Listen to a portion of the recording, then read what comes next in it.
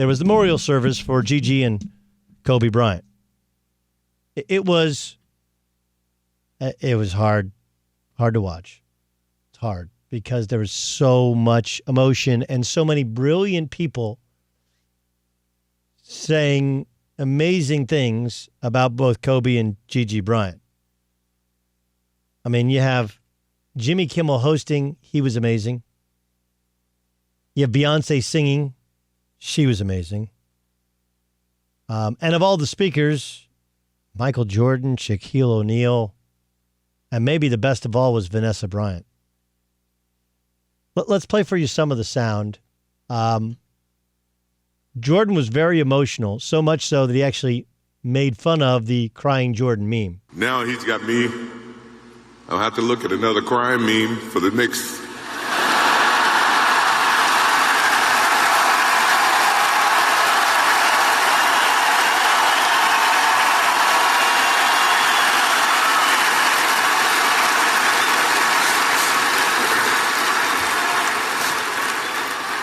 I told my wife I wasn't going to do this because I didn't want to see that for the next 3 or 4 years.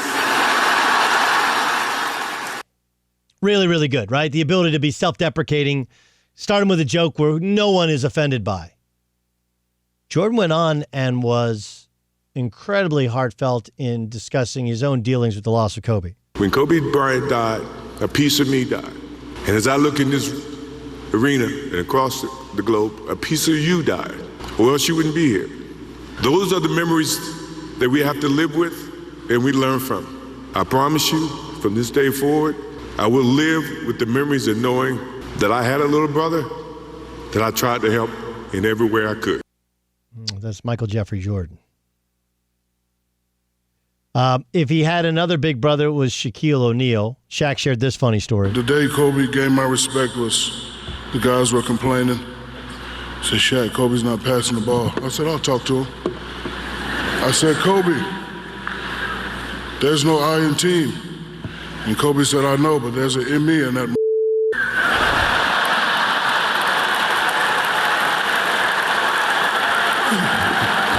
So I went back. So I went back and told Rick and Big Shot Bob, I said, just get the rebound. He's not passing.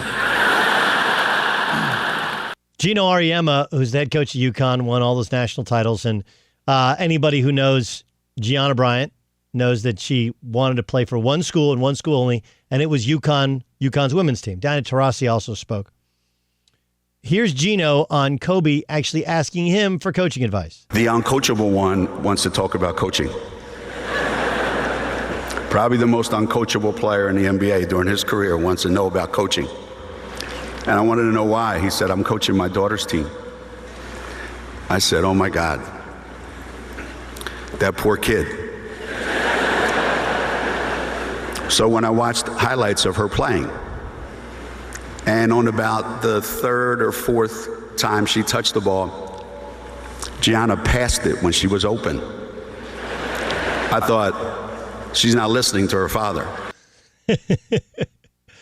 Here's, and maybe the most amazing speech of the day was given by Kobe's wife, Vanessa Bryant. Kobe somehow knew where I was at all times, specifically when I was late to his games. He would worry about me if I wasn't in my seat at the start of each game and would ask security where I was at the first timeout of the first quarter. And my smart ass would tell him that he wasn't going to drop 81 points within the first 10 minutes of the game.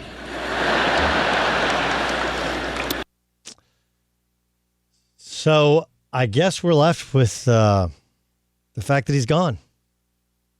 You know? It's like finality. And I struggle with that in my life. Not just death, but when things become final. You know?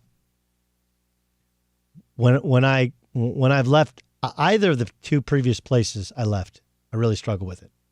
When I left my first school, even though it wasn't really of my choosing, it was hard. When college was over, when that chapter closed, it was hard. You know, think of times in your life when there's finality. Some people deal with it much better. Like, listen, I'm good. Book is closed. We move on. I'd struggle with it. And you struggle leading up to it, knowing it's coming, and maybe you struggle even more once it's taken place. And we're like a month removed from Kobe Bryant dying, and it does not seem real. Doesn't seem real. Doesn't seem like it's possible. Even though, you kind of convince yourself, well, it's helicopters and helicopters more. Okay, whatever. Like, I just saw him. Didn't he just win an Oscar? Wasn't he just coaching his daughter's team? Wasn't he coaching his daughter's team the day before? Wasn't he just... Immortals feel like they're immortal, and NBA guys especially, because case in point today, Bill Russell's there. Think of every NBA legend. Jerry West is there. Shaquille O'Neal, Michael Jordan. You start kind of going through the names they were all there, because NBA legends don't die. Yes, former NBA players that lived up and down lifestyles. There have been some that have left this earth. But think about this, of all of the Hall of Famers, the Hall of Fame, all the MVPs, and the MVP has only been around for like 50 years. Only 3 of them are no longer living. And Kobe Bryant, who it feels like just retired, is one of them? Doesn't seem possible. So today is it's supposed to be a day to laugh, to love, to think, and to pay your respects. For me, it gets even harder because it's finality, right? It really happened. He's now been buried and immortalized and memorialized not once but twice in Staples. And it still just doesn't feel possible or real. We were just getting to like him. We were just getting to know him.